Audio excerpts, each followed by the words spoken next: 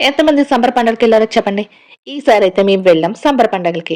మేమైతే ఫస్ట్ అయితే సాలూరు ఎళ్ళిపోయాం మా చెల్లి వాళ్ళ ఇంటికి. ఇంకా చూసారా మా పిల్లలు ఎంత చక్కగా ఆడుకుంటున్నారో. వీళ్ళిద్దరు మగ పిల్లలు ఒక దగ్గరుంటే తిన్నగా ఆడుకోరేమో! ఇంకా ఆడపిల్లలకి తలలు చూడగానే జడలేయాలనిపిస్తదో ఏమో నాకైతే అర్థం కాదు.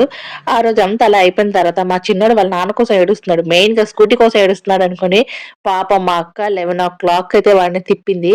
ఇది నెక్స్ట్ డే 3 డేస్ వ్లాగ్స్ ఒకేసారి పెట్టేస్తున్నాను. నాకంత ఖాళీ లేదనమాట వ్లాగ్స్ కూడా తీయడానికి. మేమైతే అందరం కలిసి సంబరైతే బయలుదేరిపోతున్నాం. మా హనీ పాప, మా అమ్మ, మా చోటు, మా అక్క, నేను అందరం కలిసి ఆటోలో అయితే సంబర వెళ్ళిపోతున్నాం. ఇంక వీళ్ళందరికీ "రండ్రా బాబు అందరం కలిసి వీడియో, ఫోటోస్ తీసుకుందాము" అంటే ఒక్కడు మాట వినట్లేదండి బాబు. ఒకడు ఇటు ఎళ్ళిపోతానంటున్నాడు, ఒకడు అటు ఎళ్ళిపోతానంటున్నాడు. ఇంకా మా అక్క అయితే చీర, కోడి ఇంకా చూపిద్దాం అన్నది కాబట్టి అందరం కలిసి చీర, కోడే పట్టుకొని వెళ్ళిపోతున్నాం. మాకు తెలిసిన వాళ్ళు ఆటో తీసుకొచ్చారు. ఆ ఆటో మీదయితే మేమందరం కలిసి సంబరైతే వెళ్ళిపోతున్నాం. చెలో సంబర అక్కడ కొన్ని వీడియోస్ హనీ అని మా హనీ పాపకిస్తే చేస్తుందనమాట. అలా ఉంటదనమాట వ్లాగర్స్ కష్టాలు. కానీ ఏం చేస్తాం మనకి వ్యూస్ రావు, లైక్స్ రావు, ఏంటి రావు. కానీ వ్లాగ్స్ పెడుతూనే ఉండాలి. ఏదైనా సరే కష్టంగా ఉన్నా ఇష్టంగా చేయాలి అని అంటారు కదా! నాకు కూడా ఇలాంటివి చేయాలంటే చాలా ఇష్టమండి. నాకు వీడియోస్ తీయగలుగుతున్నాను గానీ, వాయిస్ ఓవర్ ఇవ్వాలంటేనే చాలా కష్టం అనిపిస్తది. నాకు అస్సలు వాయిస్ ఓవర్ ఇవ్వడానికి టైం కుదరట్లేదు. టైం కుదిరినప్పుడు సౌండ్స్ ఎక్కువగా వస్తూ ఉంటాయి. చిరాకొస్తూ ఉంటది.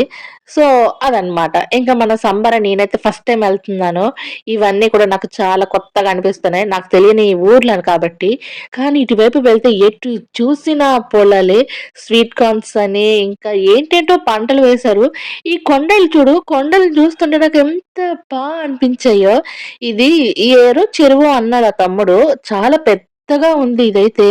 దాని పక్కనే కొండ భలే అనిపించింది. ఇంకా మేమైతే సంబర వచ్చేసాము. ఇక్కడ కూడా టోల్ గేట్ అంట. అంటే ఆటోకి పెట్టుకోవడానికి రూ. 20 పే చెయ్యాలి అని అన్నారు. సో, అది పే చేస్తున్నాం. ఇదిగోండి వచ్చేసాం మనం సంబర. ఈ సంబర మారు వారాలు ఇదే లాస్ట్ వారమంట. అందుకే కొంచెం క్రౌడ్ తక్కువగా ఉంది మేము వెళ్ళేసరికి.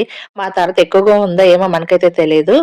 ఇక్కడెక్కడ చూస్తే ఊరు కనిపించట్లేదక్క ఏంటి అంటే, ఈ ఊరు చివర ఉంటదంట ఆలయం. సో, మేమైతే ఆహ్, మొక్కు తీర్చుకుందామని కోడిని కొయ్యాలంటేను, మా పిల్లలు నేను పట్టుకుంటా అనుకోని ఆ కోడి నలిపేస్తున్నారు. మా వోడు చూడండి, మా వోడు ఒక పెద్ద పంతులనమాట.